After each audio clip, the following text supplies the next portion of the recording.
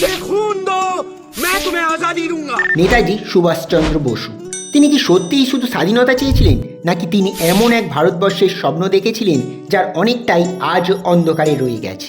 2026 সালে দাঁড়িয়ে আজ প্রশ্নটা আরো ভয়ঙ্কর।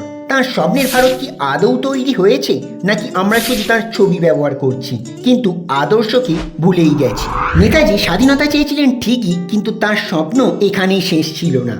তার ডায়েরি, ভাষণ আর চিঠিগুলো পড়লে বোঝা যায় তিনি চেয়েছিলেন এমন এক ভারত যেখানে মানুষ ভয় পাবে না, চুপ থাকবে না, অন্যায়ের সামনে মাথা নত করবে না। তিনি বিশ্বাস করতেন শুধু ব্রিটিশ চলে গেলেই ভারত স্বাধীন হবে না। মানুষের মাথা থেকে যতক্ষণ না ভয় কাটছে, ভারত কখনোই সত্যিকারের স্বাধীনতা পাবে না।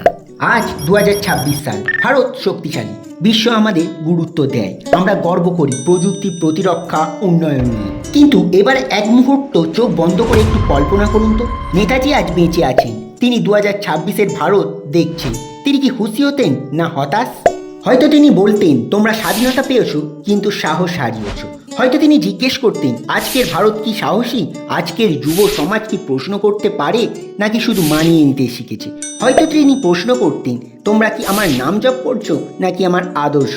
নেতাজির স্বপ্নের ভারত ছিল যোদ্ধার ভারত, কিন্তু আজকের ভারত কি দর্শকের ভারত হয়ে যাচ্ছে? নেতাজি চেয়েছিলেন ঐক্য, কিন্তু আজও আমরা বিভক্ত। নেতাজি চেয়েছিলেন আত্মত্যাগ, কিন্তু আজ আমরা সুবিধা খুঁজি।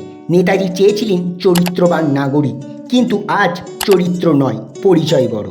আজ নেতাজিকে স্মরণ করা মানে একটা পোস্টার, একটা ফুল আর একটা ফেসবুক স্ট্যাটাস, কিন্তু নেতাজিকে স্মরণ করা মানে ছিল ভয়ের বিরুদ্ধে দাঁড়ানো, অন্যায়ের বিরুদ্ধে কথা বলা।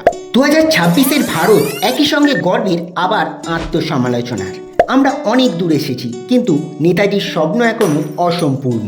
স্বাধীনতা পেয়েছি কিন্তু সাহস পাইনি, উন্নতি হয়েছে কিন্তু ঐক্যবদ্ধ হয়নি। নেতাজির কথায় লড়াই এখনো শেষ হয়নি। 23শে জানুয়ারি শুধু জন্মদিন নয়, একটা প্রশ্নের দিন। আমরা কি তার স্বপ্নের ভারত গড়ছি নাকি শুধু তার নাম ব্যবহার করছি? এই প্রশ্নের উত্তর ইতিহাস দেবে না, আপনারাই দেবেন কমেন্ট বক্সে। নেতাজি সুভাষচন্দ্র বসুর জন্মদিনে তাকে শত কোটি প্রণাম। জয় হিন্দ, বন্দে মাতারাম।